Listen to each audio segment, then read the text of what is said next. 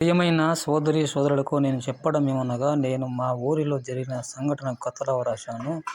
దానికి రోజు ఇంత చదివి చెప్తాను. మీకు నచ్చితే లైక్ చేయండి, షేర్ చేయండి.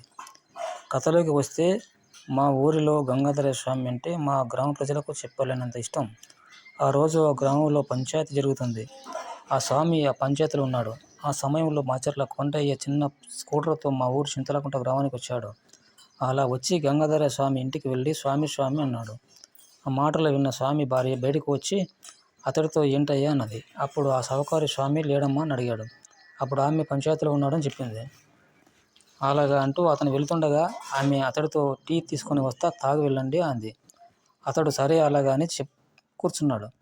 అది చూసిన రెడ్డి మనిషి పరుగు పరుగున పంచాయతీ దగ్గరికి వెళ్ళి స్వామి స్వామి అంటూ నీ భార్యకు మాచర్ల కొండయ్యకు అక్ర సంబంధం ఉంది, రా చూపిస్తా అంటూ ఆ 10 మంది ముందు అరిచాడు. దాంతో ఆ స్వామి ఏమనలేక ఆ పంచాయతీ దగ్గర నుంచి ఇంటికి వచ్చి భార్యను బయటికి పిలిచి పెట్రోల్ పోసి అంటించాడు. చివరకు అతడి భార్య కాలి బూడిద అయిపోయింది. దాంతో స్వామి కూడా నా భార్య లేని జీవితం నాకెందుకు అని